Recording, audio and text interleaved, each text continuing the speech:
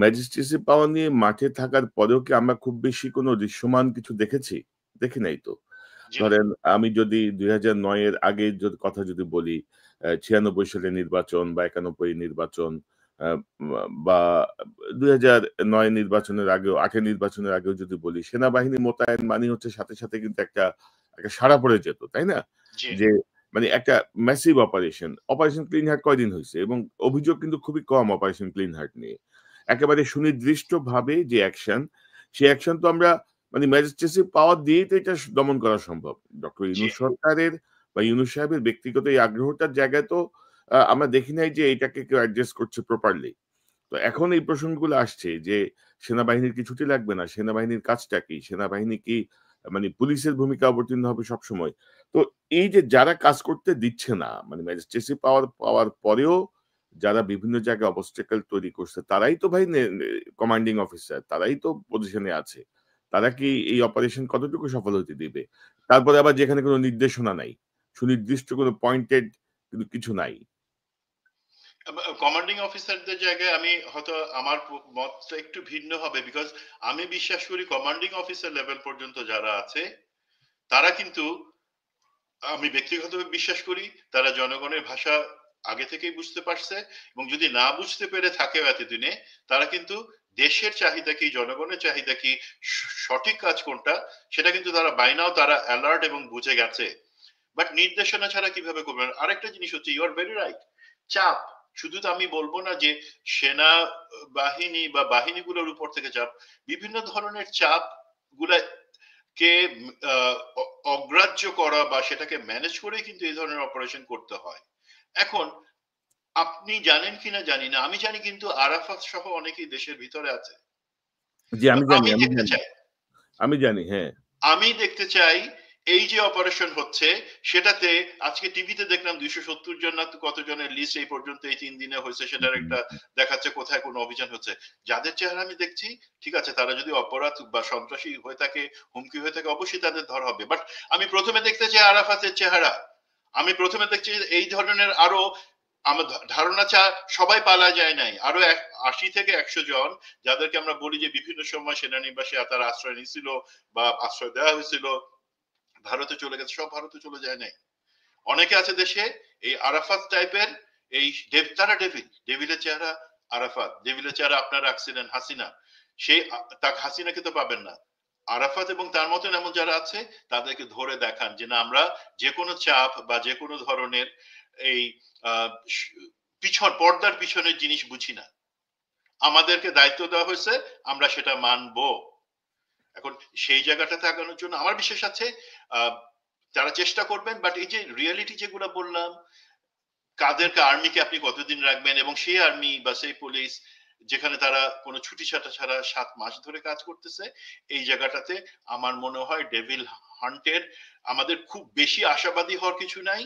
But যদি আমি মনে করি যে তাদেরকে যে একটা ম্যাজিস্ট্রেসি পাওয়ার তো সবসময় আসে নাই বা আসে না, এইটা সুযোগ নিয়ে তারা যদি চায় তারা করতে পারবে। এখন এইটার আমি একটা, এই যে ডেভিল হান্ট হচ্ছে, আপনি কোনো পরিষ্কার কিছু ঝেড়ে কাটতেছেন না, বলতেছেন না, সেটা আমার কাছে মনে হচ্ছে কি আসলে উদরপিণ্ডি বুধর ঘাড়ে দেওয়ার মতন একটা ব্যাপার। সরকারের কিন্তু কিছু দায়িত্ব ছিল, পরিস্থিতিতে তারা খুব সহজভাবে সমাধান করতে পারতো, আমি বিশ্বাস করি। সেটা হচ্ছে আপনি পরিষ্কার করে দেন ডেভিলটাকে, আপনার মুখে বলার দরকার নেই, আপনার একটা কাজ করেন, আওয়ামী লীগকে নিষিদ্ধ করে দেন। ছাত্রলীগকে নিষিদ্ধ করছেন, আওয়ামী লীগকে নিষিদ্ধ করেন।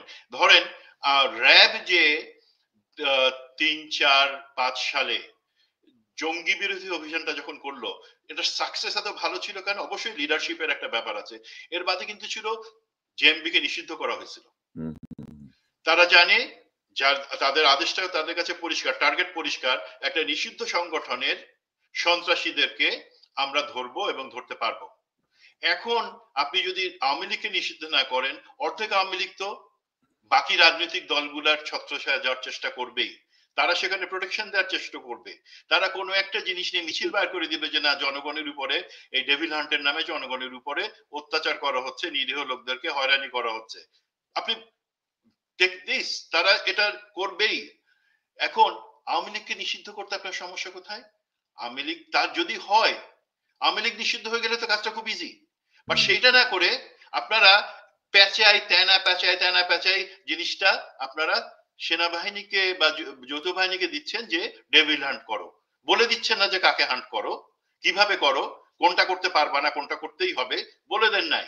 এখন সরকার বা দেশের সুশীল সমাজ বলতে পারে রাজনৈতিক একটা দলকে নিষিদ্ধ করা তো সহজ না, আমরা গণতান্ত্রিক দেশ হিসেবে পরিগণিত হবো বা এই ধরনের জিনিস হব।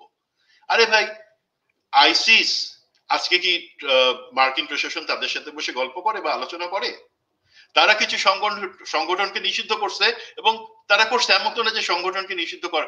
ভারত তার দেশের ভিতরের অনেক সংগঠনকে, রাজনৈতিক সংগঠনকে নিষিদ্ধ ঘোষণা করছে, কারণ তাদের কাছে মনে হচ্ছে সেটা তাদের ন্যাশনাল সিকিউরিটি বা জাতীয় নিরাপত্তার জন্য হুমকি স্বরূপ।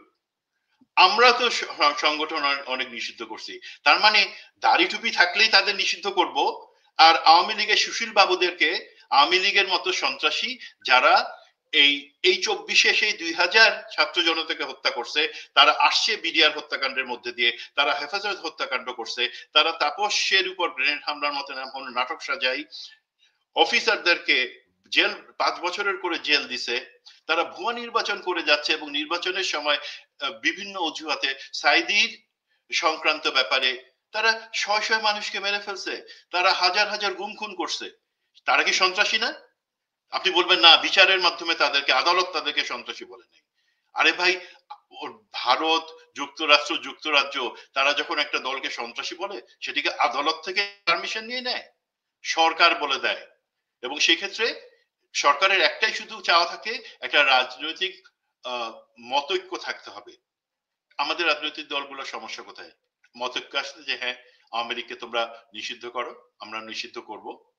তো এইভাবে কিন্তু সহজে কাজটা করা যায়। তো সেই সহজ কাজটাকে তারা এখন নিজেদের কাজ না করে, তারা, আমার কাছে সেই জন্য কষ্ট লাগতেছে, তারা আর্মির উপরে চাপাই দিবে একটা ভেগ অর্ডার দিয়ে, এবং আর্মি যদি সাকসেসফুল বা সরি মানে যে যৌথ বাহিনী তারা যদি সাকসেসফুল না হয়, বলবে যে তারা সাকসেসফুল হয় না, আমাদের কি করবার আছে।